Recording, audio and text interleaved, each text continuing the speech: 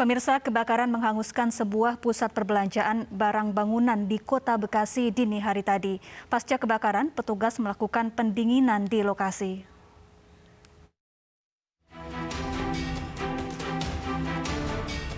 Setelah 5 jam berjibaku memadamkan api, kebakaran yang menghanguskan pusat perbelanjaan barang bangunan di Kota Bekasi akhirnya berhasil dipadamkan. Hingga pagi tadi, petugas masih melakukan pendinginan di lokasi. Sebelumnya, pusat perbelanjaan barang bangunan di Jalan Insinyur Haji Juanda, Kota Bekasi terbakar Sabtu malam tadi. Sempat terdengar beberapa kali ledakan dari lantai 2 gedung yang diduga merupakan sumber kebakaran. Banyaknya barang-barang yang mudah terbakar membuat api cepat membesar dan langsung menjalar ke ruangan lainnya. Alat-alat bangunan, dasar bangunan, itu kebanyakan barang-barang untuk konstruksi bangunan. Dan kita belum tahu pastikan di atasnya apa yang terbakar gitu. Apakah ini jet atau misalnya barang-barang lain yang mudah terbakar. Tidak ada korban jiwa dalam peristiwa ini, namun kerugian material ditaksir mencapai ratusan juta rupiah. Dari Bekasi, Jawa Barat, Rahmat Hidayat, iNews melaporkan. Korban kebakaran Lembaga Pemasyarakatan Tangerang, Banten bertambah 1 orang. Sementara itu, 3 jenazah di Rumah Sakit Polri Jakarta berhasil diidentifikasi. 1 korban kebakaran lapas Tangerang yang dirawat di RSUD Kabupaten Tangerang, Banten meninggal dunia malam tadi, sehingga jumlah korban tewas bertambah menjadi 45 orang. Korban meninggal karena menderita luka bakar 63% dan trauma inhalasi. Sebelumnya korban berusia 42 tahun ini sempat kritis. Sementara itu, tim DVI Rumah Sakit Polri Kramat Jati Jakarta kembali mengidentifikasi 3 jenazah. Jenazah dicocokkan dengan data DNA korban dan keluarga korban. Ketiga jenazah bernama Hadi Wijoyo bin Sri Unjung Pamungkas, Rocky Urmana bin Sari Palmudori, dan Pujiono bin Mudori.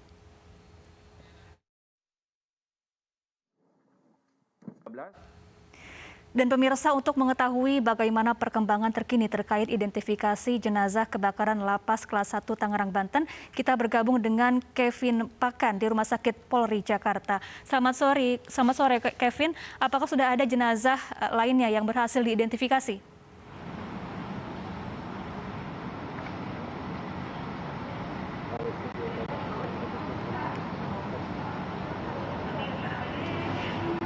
Ya, selamat sore Syafar, pemirsa. Memang untuk update terkini di Rumah Sakit Polri Kramat Jati Jakarta Timur, yang mana ini hingga pada hari ini bahwa pihak tim DVI Rumah Sakit Polri berhasil mengidentifikasi 3 jenazah baru, yakni bernama Hadi Wijoyo berusia 39 tahun, yang mana ini proses pemeriksaannya berdasarkan dari sidik jari dan rekam medis.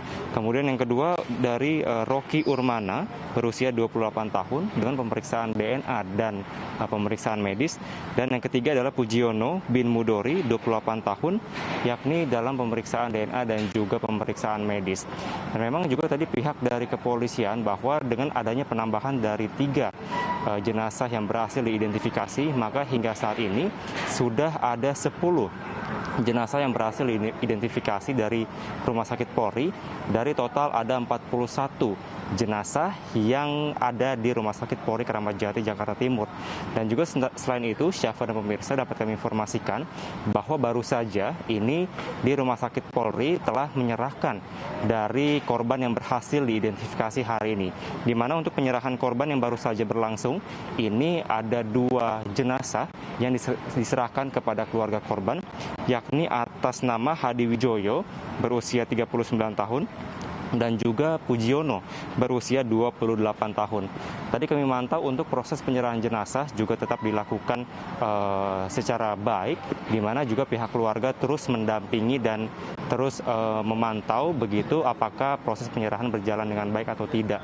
Dan juga nantinya memang untuk para keluarga ini nanti akan mendapatkan bantuan dari pemerintah, dalam hal ini Kementerian Hukum dan HAM, yakni sebesar 36 juta rupiah, yakni untuk 30 juta untuk dana santunan, kemudian 6 juta rupiah untuk dana pemakaman. Dan juga nanti keluarga korban akan diberikan dari pihak Dukcapil untuk proses atau akta kematian. Dan juga memang sampai dengan saat ini proses penyidikan masih berlangsung dan rencananya besok akan diperiksa sejumlah saksi terkait penyidikan kasus kebakaran di Lapas Kelas 1 Kota Tangerang. Syafa. Ya, terima kasih Kevin Pakan melaporkan langsung dari Rumah Sakit Polri Kramat Jati, Jakarta. Pemirsa, polisi akan memanggil Kepala Lapas Kelas 1 Tangerang dan 14 pegawai anak buahnya untuk menyelidiki dugaan tindak pidana dalam kasus kebakaran lapas. Kebakaran tersebut telah menewaskan 45 warga binaan.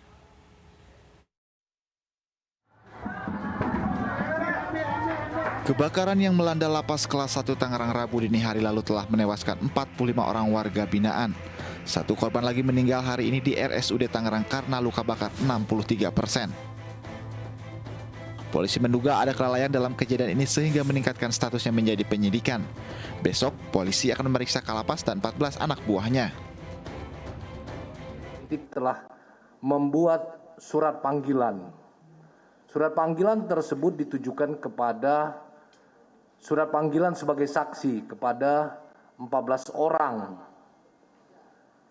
pegawai lapas yang melaksanakan piket pada saat hari itu. Kemudian 7 orang warga binaan. Kemudian juga pemeriksaan kepada 3 orang anggota Damkar. Kemudian 3 orang saksi dari PLN. Dan pemeriksaan saksi kepada Kalapas Kelas 1 Tangerang. Polisi telah menyita sejumlah barang bukti di antaranya 13 telepon seluler, rekaman kamera pengawas, gembok, dan anak kunci. Tim Liputan iNews melaporkan. Polisi masih menyelidiki ledakan bom ikan yang menewaskan 2 warga di Dusun Macan Putih, Pasuruan. Sementara itu, lokasi 2 rumah yang meledak menjadi tontonan warga.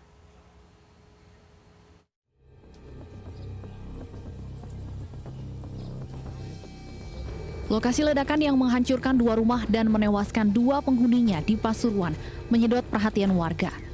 Puluhan orang datang ke lokasi ledakan baik yang berasal dari desa setempat maupun desa tetangga hingga kecamatan lain. Sejumlah warga bahkan mengambil gambar dan bersuah foto di depan 2 rumah yang telah rata dengan tanah. Kebetulan kemarin kan dengar ada ledakan di sini.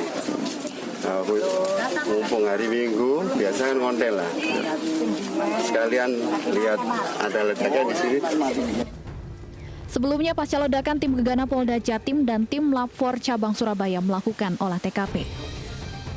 Petugas menyisir puing-puing rumah nelayan bernama Gofar yang menjadi sumber ledakan. Petugas menemukan detonator dan bahan-bahan pembuat bom ikan yang kemudian dievakuasi untuk diselidiki lebih lanjut. Ledakan bom ikan pada Sabtu pagi menghancurkan 2 rumah dan menewaskan 2 penghuninya. Sementara 2 anggota keluarga lainnya terluka parah. Dari Pasuruan, Jawa Timur, Jaka Samudra, iNews melaporkan. Pemirsa, polisi terus menyelidiki kematian kakak AP, bocah korban pesugihan di Goa, Sulawesi Selatan. Kakak AP diduga meninggal dunia setelah dicekoki 2 liter air garam.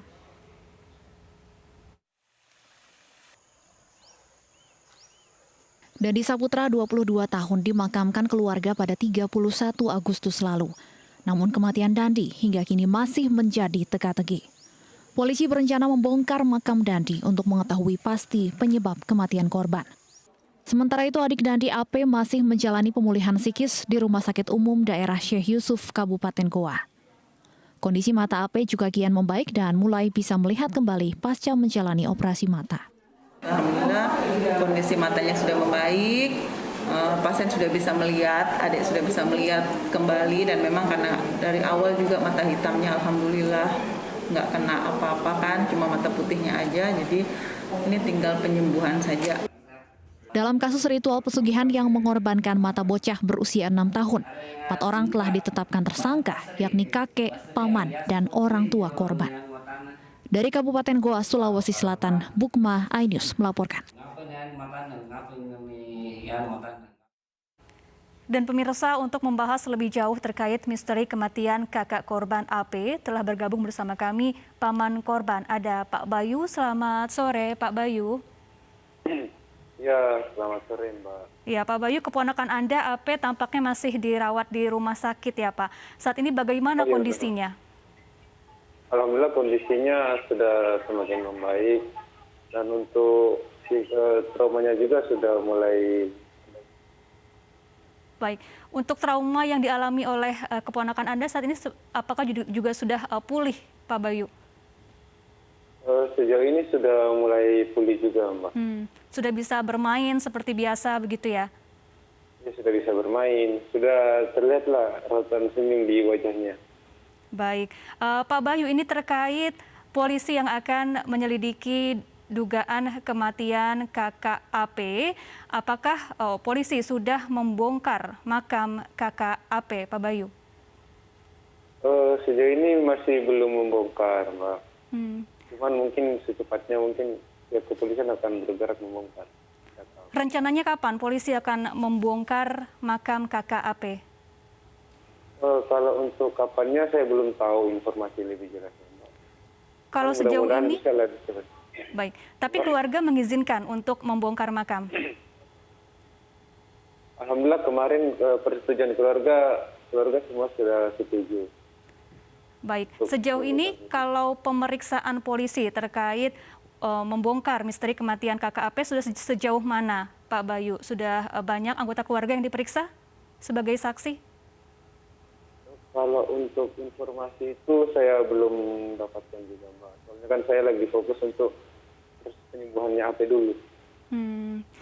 Baik, Pak Bayu, ini banyak kabar yang beredar bahwa kakak AP meninggal dunia setelah diberikan minuman garam sebanyak 2 liter. Apakah berita ini benar?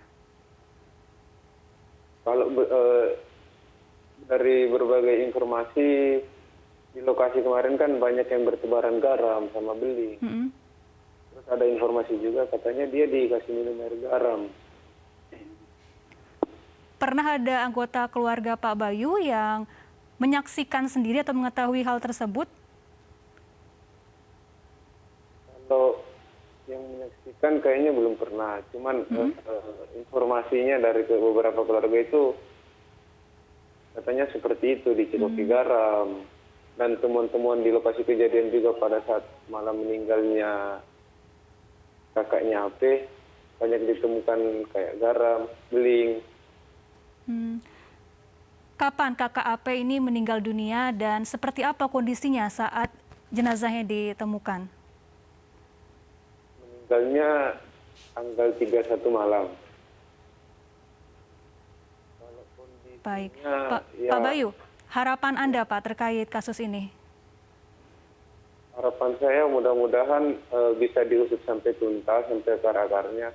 Jangan sampai ada pihak keempat kelima yang terlibat, tapi kita nggak mengetahui. Baik. Terima kasih Pak Bayu sudah bergabung bersama kami di iNews Sore. Semoga kondisi AP semakin membaik dan kasus ini segera terungkap dan terselesaikan dengan baik. Terima kasih.